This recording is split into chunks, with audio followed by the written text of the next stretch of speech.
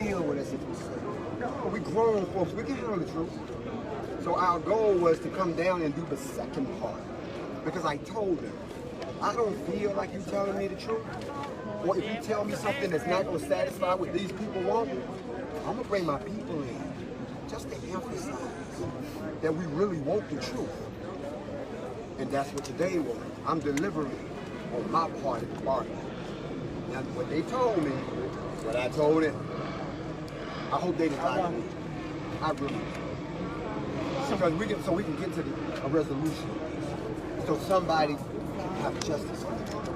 That's all that other stuff is extra. It's extra. So that was the goal. Now how I felt it went great. The place is not on fire. You're not running this shit. Okay? So I'll bleep that out. The cameraman still got his camera. Okay? Ain't nobody took your car. We're not going door to door killing people. Okay? It's not chaos in the land like everybody doom and gloom like they forecast. Because black people arm themselves.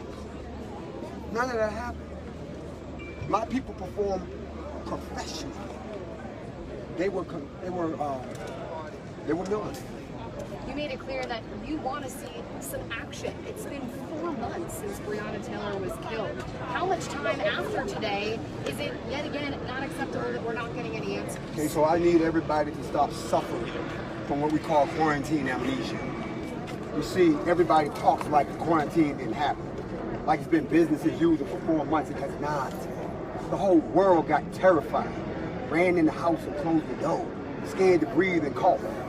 Nobody gave a damn about the judicial system. Everybody act like that didn't happen. We didn't come out of our cave until like the end of May sometime. Then we got to business. So really it hasn't been 4 months. It's been June and July. So even though the murder happened back then, we only were able to deal with it once we realized that we wasn't going to drop dead from COVID-19. Talk a little bit about the turnout today. Happy with the turnout, the amount of people, and I stood down a greater portion of our group because once we did the walkthrough last night, we realized that if we put 5,000 people in here, they wouldn't all fit. You got people all the way back here, and there's no controlling what would happen. So we brought the group number down, and they performed at it. I'm very satisfied. So you said when you spoke to Cameron, did he tell you that it will take 4 additional months to recreate the scene for where Taylor was killed? He said it would take 4 to 6 months additional from the time he received the case. And he received the case last week. And I told him that was unacceptable. And also, too, did you tell him that, the 4-week deadline, that we want, the investigation basically completed within the next 4 weeks? Yes. And what was his response?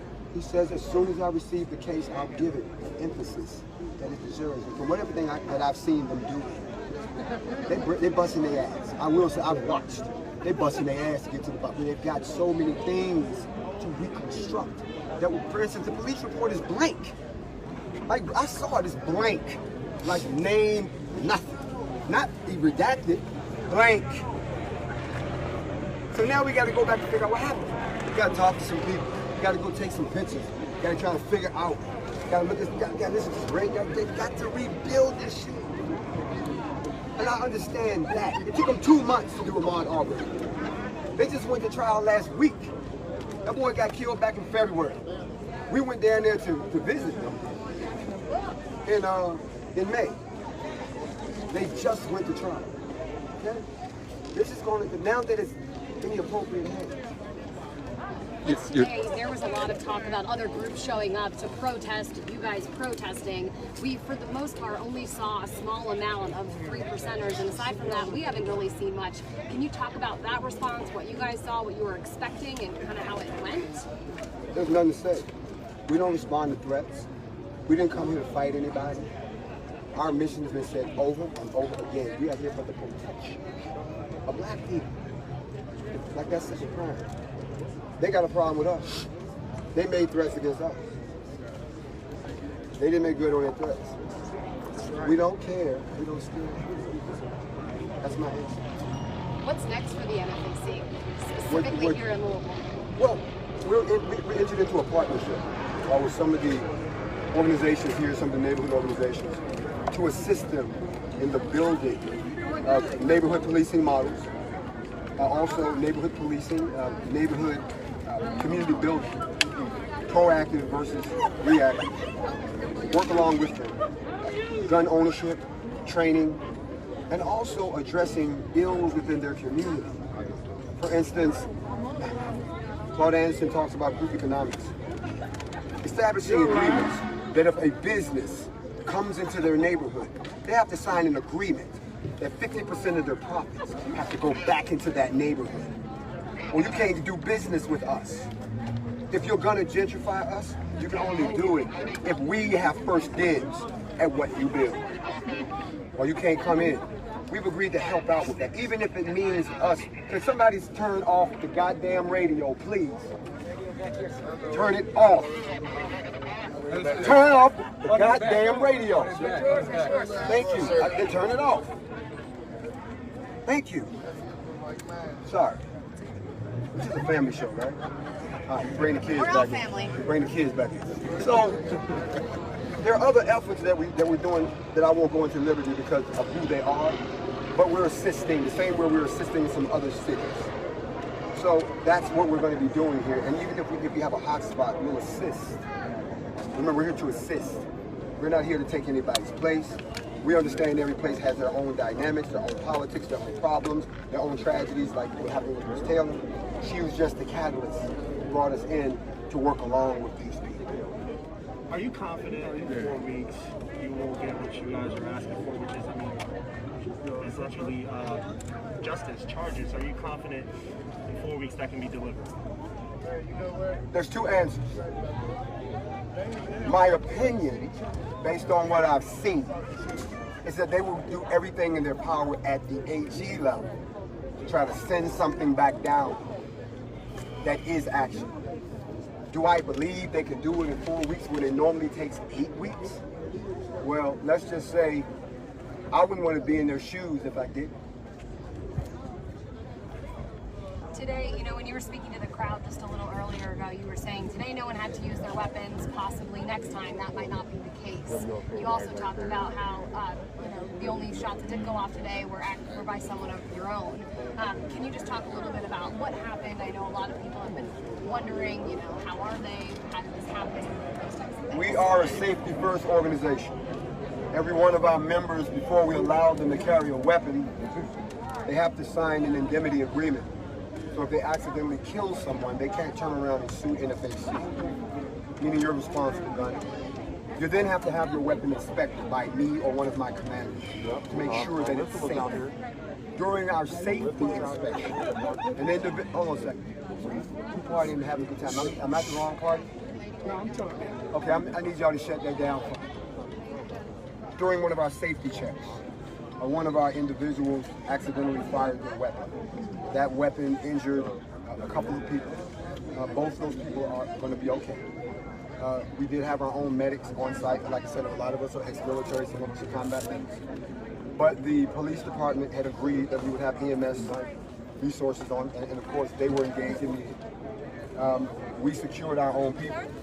They let us secure our own people. Most people don't realize what they actually saw was an example of community policing. They waited for me to arrive so that I could direct how this was going to go. Otherwise, what most of us are used to is the police come in, grab everybody up, and people get bruised and brutalized, and there's nobody from our community that has any authority in the issue. That is why another thing that we're doing is open up dialogues. We're not being your buddy. We're not joining you. We're partnering with you. The same way the United States partners with countries that it really doesn't like. The enemy of my enemy is my friend. So we had that model in effect. So they worked along with us. They resolved the issue. They did exactly what we had agreed on. I had an agreement with Major Gregory that if anything happened, him and I would split the authority, technically giving me authority on the police department, temporarily, okay, on his behalf. All right? So that's why you see me talking to them. I'm not just talking to them. He gave me authority. That's an example of us working together.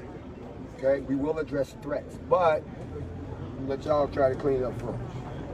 they may have some more questions, but my last question for you is, you guys really were so organized, probably some of the most organized, individuals that I've seen in a very long time. You came out, you guys got on one knee as a group over and over, had your fists in the air together over and over.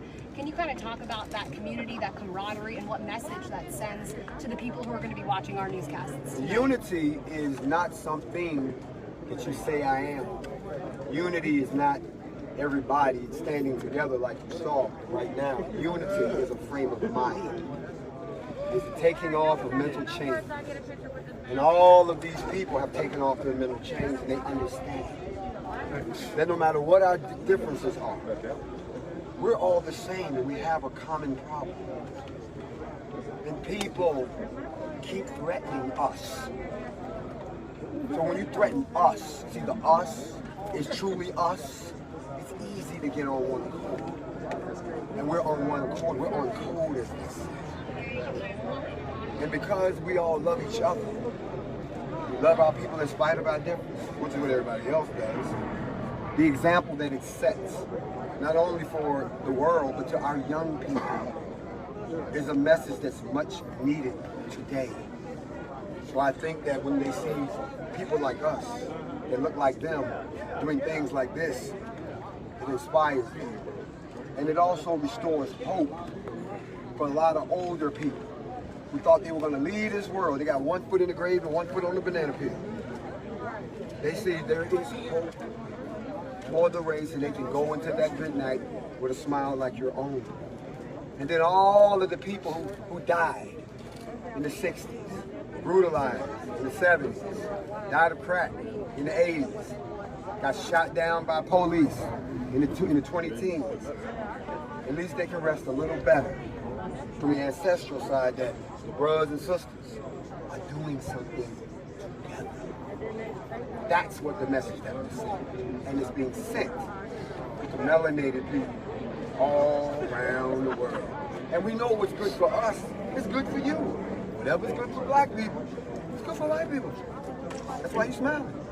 Okay? And just to be clear, you said that the Attorney General said that he just got all the documents from the mayor, correct? From Louisville. He told you that. That is correct. As of last week, a week ago. Now, I'm not sure that they did that because we were talking to them, or that more attention was coming. But at the end of the day, you all have to understand the man said he didn't have all the facts. And you all are beating him up. And y'all think he's ignoring you. No, he's waiting on them to give him all of the facts. But now you got to ask yourself, what happened to the facts? That's why the FBI had to come in like, hold on a minute. Where the facts at? And now all this tap dancing and everybody lawyering up, people quitting their jobs. Where the facts at? Because the fact of the matter is something crooked was done.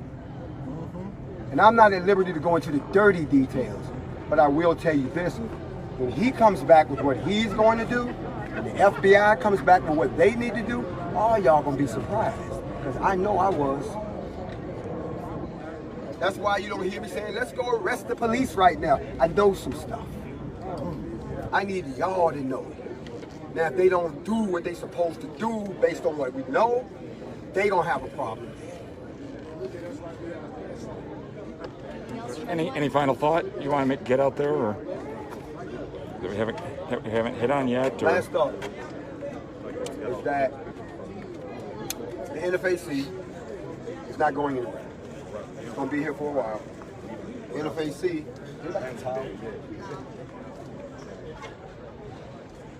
somebody stole my tab. So we got to stop that. Thievery. Anyway, the NFAC is not going anywhere. It's going to get bigger. As a matter of fact, it's grown exponentially in the last 2 months because our problem is. The last thing I want to say to everyone who's watching, stop thinking when you see a black man with one of these, that there's a problem. If you have a guilt complex or an inferiority complex, get help. Yep. We deal in facts, not feelings. The last message I want to say is this. To all of the families out there that have lost loved ones at the hands of the police or at the hands racism. Call us so we can find out the truth for you. But if you can't get in touch with us, constitutionally, you're authorized to find out on your own. You know what I mean? Thank you. Thank you so much for your time. Here you go. Thank you very much. Thank you. I just want to pass this off to you. Myself and everyone's on there. If there's ever anything that we can do, you can call me for free any time of the day. I'm happy to help with anywhere. Thank you.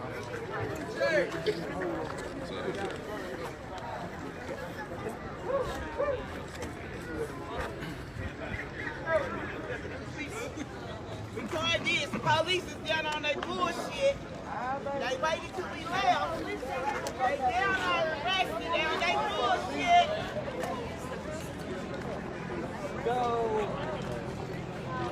All right, folks, it looks like it's the event is pretty much done here at Baxter Park. Of course, we will have much more tonight on the WDRB News at 10 o'clock. Follow Katrina Helmer as well on her social media.